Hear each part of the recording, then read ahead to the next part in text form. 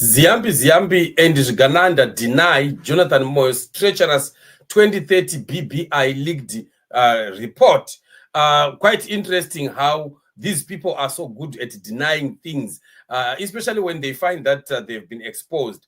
We were looking at the dossier that was given by General Chiwenga last time in the Politburo, that explosive Politburo of ZANU-PF, where a lot of illicit deals and all these dirty transactions that are being done by Zvigananda were highlighted. And what happened? We saw Ziyambi springing into action and beginning to deny that there was nothing like that. That report was null and void, and so on and so forth. But today it's surprising that people like George Charamba are now getting quotations, quoting some of the things that were written in that very document which General Chiwenga brought, which was denied totally, categorically by Zvigananda and ZANU-PF. Well, and we know them. And Jonathan was quick. Remember, we spoke about Jonathan that time again, and I said, the moment you find Sorom Kuru also jumping in there to defend, you know that there is an issue. Every time Jonathan surfaces, he is trying to, to extinguish the fire. You will have seen already that there is fire burning there. If there's no fire burning, Jonathan will never surface. And we are aware of that. These three people, Daniel Garu, Jonathan Moyo, and Ziyambi, are the most dangerous people in all this setup that we are seeing being done by Mnangagwa and Zvigananda. So they denied the report of General Chiwenga. Okay, fine.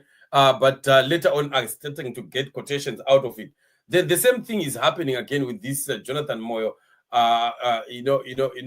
born report, this BBI thing of theirs. They are denying it as if it's not theirs. They are not taking responsibility for it, and so on. And we know that. We know because a lot of things have been exposed on what they are trying to do. The news talks report that Justice Minister Ziyambi, who is also ruling ZANU-PF Legal Affairs Secretary, has refused to comment on a new document now publicly circulating, titled Breaking Barriers Initiative, putting Zimbabwe first, thought to have been to be authored by Professor Jonathan Moyo, saying his office is not able to comment on or verify the authenticity.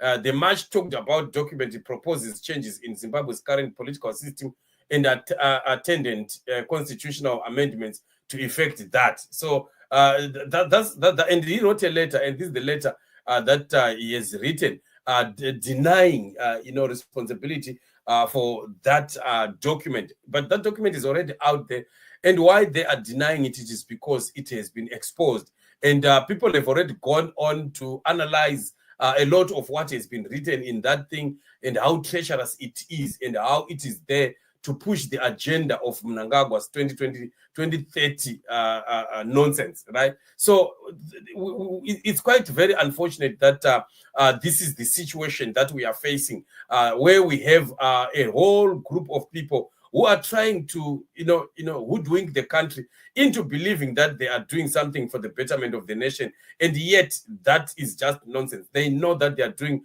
all just but a nonsense thing, a useless thing. But Zimbabwean people are united, and Zimbabwean people know what they want. They are saying no to this nonsense, and no one is going to succeed on this one. So they are trying by all means to dodge, even to find ways of how they can use parliament without going for referendums. And yet the constitution states that referendums cannot be bypassed, but they are trying to find ways and means of bypassing referendums. Why? For very simple reason. The reason being that Mnangagwa knows that he can't win any election. He has never won an election in Zimbabwe. Even in ZANU-PF, Mnangagwa has never won an election. So that's why he's afraid of 2028. He knows that he can't employ the very same tactics that he employed in 2023 that were exposed. And we saw all observers from SADC up to international observers condemning that 2023 election. So Mnangagwa is not sure now of what may happen in 2028. And his dirty tactics of rigging have been exposed. Saka anoziva Mnangagwa kuti kuenda ku election is a suicide.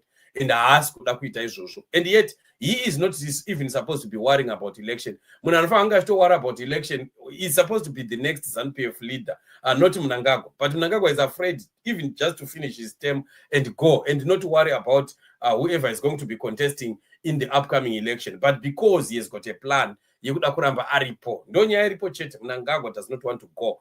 If at all he is going, he wants to leave his puppet. If not his puppet, he wants to leave his children. Ndosaka ari kuuya nema all these shenanigans dana mafidi dynasty idzo dzine tunhu twese twanana BBI report toto. And Jonathan is just an embarrassment. You know, Jonathan, you are just a shame. You are a shame to our country, because what you are doing to our country is bad. You did enough bad with Mugabe, but for you to join hands again with Mnangagwa, I think this is a very, very low for you, a law for you, Mlev. We are youngisa, baba. We are youngisa, unonyagisa Jonathan. And Zimbabwe will go. In Zimbabwe, we shall end down the history as a very foolish professor. I'm telling you, because so what are the way what turns out on a brain? What turns out to demo, by now he was supposed to be working for Zimbabwe. Irinani inoita kuti munhu wese ararame.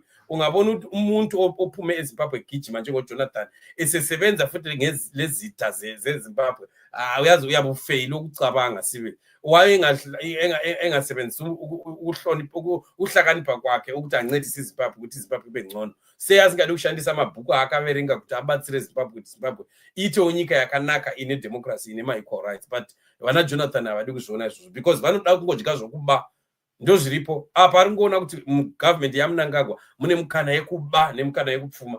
That's all he has seen. Ubone nje ukuthi kule thuba lokuchoncha kupela lokuba rich ngobumenemene ku government kaMnangagwa. That's why he support uJonathan. Kafuni government clean, kafuni Zimbabwe clean. It's unfortunate and very sad, but we are not going to watch their plans come to pass. We will stand and pray against every plan of the evil one against the nation of Zimbabwe. And we know that our God is with us and victory for Zimbabwe is coming. Let's continue to pray and believe God for what God is doing. We know that victory for Zimbabwe is at hand and nobody will stop the train of change. Change is coming, change is going to happen.